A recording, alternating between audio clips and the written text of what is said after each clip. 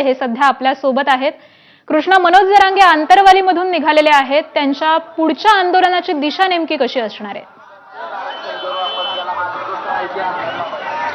आता आपण पाहतो की हा आंतरवलीचाच रस्ता आहे आणि मनोज जरांगे हे या ठिकाणी निघालेले आहेत आणि आपल्यासोबत स्वतः मनोज जरांगे देखील आहेत। आपण त्यांच्याकडनं या सगळ्या संदर्भात जाणून घेऊया। काय पुढची तुमची रणनीती आहे आणि कसा प्रवास करणार आहात? कायद्याच्या सगळ्या नियमाचं पालन करून आझाद मैदानला उपोषण करणार। 29 ऑगस्टला सकाळी 10 वाजता सुरू करणार। मी याच्यावर ठाम आहे। मान्य न्यायदेवता आम्हाला न्याय देऊन परवानगी देणार, रोखता येणार नाही सरकारला। सरकार आम्हाला रोखू शकत नाही, कायदेशीर आंदोलनाला रोखू शकत नाही। न्यायदेवता आमचा न्याय करेल ही आम्हाला आत्मविश्वास आहे। अनेक नेते मात्र तुमच्या ह्या सगळ्यांना हिंदू विरोधी कृती असं म्हणतायत। नेते म्हणतात ना, त्यांचं कामच आहे ना, ते हिंदू बिगडीपणा आहे त्याला। पूजा करणार, पाठ करणार, दाटुंबडी दाखवणार। आम्ही दिवसातून 2दा-3दा पाय पडणारे लोक आहेत मंदिराच्या, 2दा-3दा, सकाळी बी संध्याकाळी बी। असे हिंदू आहेत खरे, हाडामासाचे। ते मतदानापुरते हिंदू आहेत। मतदान झालं का मराठा हा हिंदू असून हिंदू विरोधी म्हणजे आमच्या विरोधात देवधर्म आडवे आणून आम्हाला विनाकारण बदनाम करण्याचं काम करतायत। पण आमच्या हिंदूवरती अन्याय होतोय। आमची अडवणूक का हा आमचा मोदी साहेबांना, अमित शहा साहेबांना प्रश्न आहे। आम्ही हिंदू आहेत, आमची अडवणूक का? कोण कोण आम्ही आमच्या देवताला आडकाठी आणू शकत नाहीत, कधी आणणार सुद्धा नाहीत। आम्ही सुद्धा हिंदू आहेत, परंतु आम्हाला का अडवणूक केली जाते? आमचा छळ का? की मोदी साहेबाला आणि आम्ही मुंबईवर जाण्याला ठाम आहे? चाललोय आझाद मैदानात, आझाद मैदानावर। न्याय देवता न्यायच करणार। ज्या अटी घालून दिल्या कायद्यानं त्याचं पुरेपूर मराठी पालन करणार। आज तुम्ही कोर्टात जाणार आहात या सगळ्या संदर्भात? हो, वकील बांधव आमचे जाणार।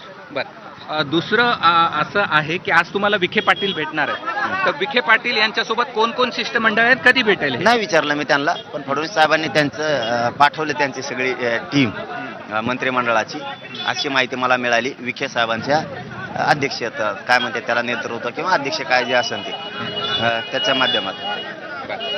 निश्चित आपण पाहतोय की मनोज जरांगे पाटील हे या ठिकाणी निघालेले आहेत आणि अजून ते अंतरवलीपासून 3 किलोमीटरचं देखील अंतर पार केलेलं नाही। मात्र आपण पाहतोय की मोठ्या प्रमाणावरती जनसमुदाय या त्यांच्या रॅलीमध्ये सहभागी झालेला आहे आणि आज संध्याकाळी ते शिवनेरीपर्यंत पोहोचणार आहेत आणि त्याच ठिकाणी आपण पाहिलं तर विखे पाटील आणि त्यांचं एक शिष्टमंडळ हे त्या दरम्यान सरकारकडून त्यांच्याशी चर्चा करणार आहे। त्यांना यश येतं का हे पाहणं महत्वाचं आहे। मात्र 8 तीच आहे की चर्चा सगळ्यांसमोर होईल। नक्कीच कृष्णा, मनोज जरांगे हे आताच त्यांनी सांगितलं की मी या आंदोलनावर ठाम आहे आणि त्यांनी मुंबईच्या दिशेने कूच केलेली आहे। गणेशोत्सवाचं सध्या राज्यामध्ये वातावरण आहे, त्यामुळे नेमका मनोज जरांगेंचा हा आंदोलनाचा मार्ग कसा असणार आहे, ते मुंबईच्या दिशेने कशा प्रकारे कूच करणार आहे? आता अंतरवलीतून ते पुढे निघालेले आहेत, त्यानंतर पैठण नंतर शेवगाव नंतर अहमदनगर,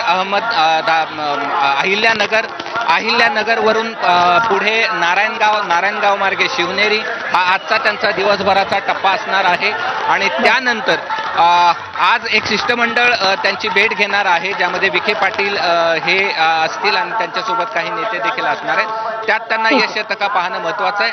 जर यश आलं नाही तर पुढे शिवनेरीवरून मुंबईच्या दिशेने ते रवाना होतील। ठीक, धन्यवाद कृष्णा आपण दिलेल्या या माहितीबद्दल। तर राज्याचे उपमुख्यमंत्री एकनाथ शिंदेंना मराठा आरक्षणावर बोलू दिलं जात नाही असा दावा हा मराठा आंदोलक मनोज जरांगेंनी केलाय। त्यांच्या या दाव्यानं राजकीय चर्चांना आता उधाण आलंय।